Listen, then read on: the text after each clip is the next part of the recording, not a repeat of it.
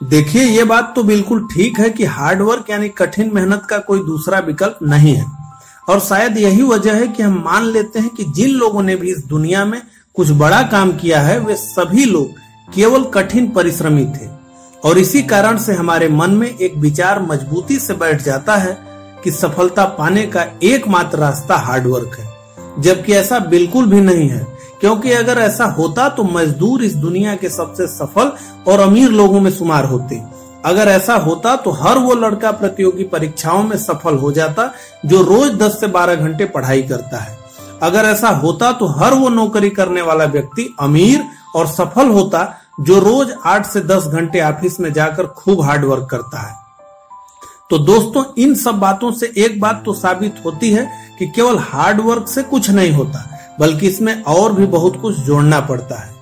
चलिए अब मैं आपको एक कहानी सुनाता हूँ जिससे आपको मेरी बात ठीक प्रकार से समझ में आ जाएगी। एक छोटे से गांव में एक मजदूर रहता था जो कि नजदीक की पहाड़ियों से पत्थर तोड़कर उसे बाजार में बेचता था।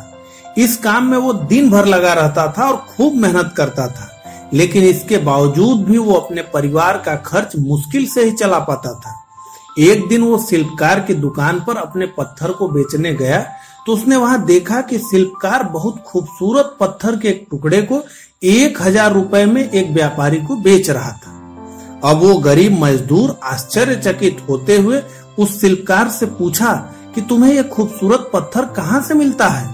शिल्पकार ने उसे बताया कि ये तो वही पत्थर है जो तुमने मुझे कल बेचा था। मैंने उन पत्थरों को छोटे छोटे टुकड़ों में तोड़कर उन्हें अपनी कारीगरी के प्रयोग से इतना खूबसूरत बनाया है। ये सुनकर मजदूर बहुत दुखी हुआ और उसने कहा कि मेरे हार्ड वर्क की कोई कदर ही नहीं।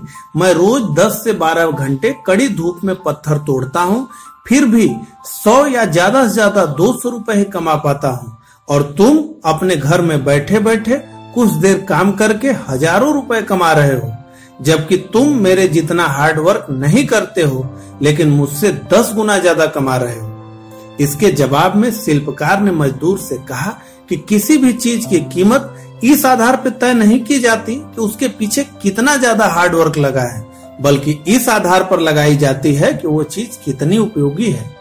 तो दोस्तों, इस कहानी से हमें सबसे बड़ी सीख ये मिलती है कि हमें ऐसे काम पर अपनी ताकत बिल्कुल नहीं लगानी चाहिए जिसकी कोई उपयोगिता ही न हो।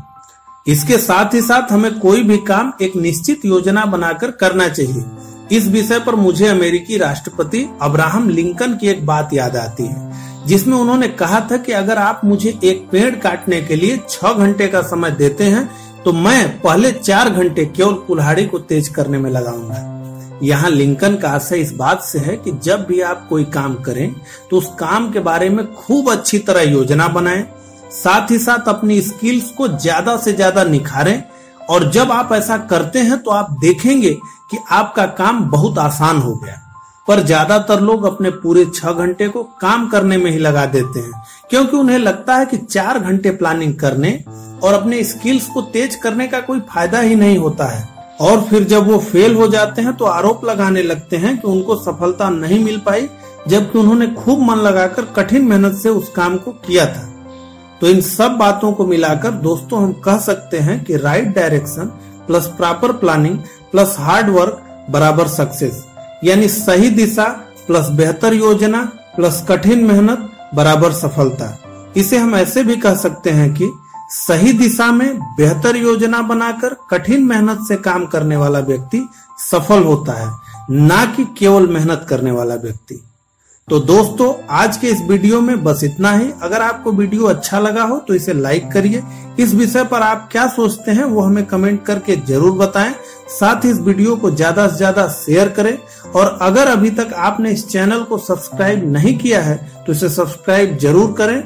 आपने अपना बहुमूल्य समय देकर मुझे सुना, इसके लिए आपका बहुत बहुत धन्यवाद।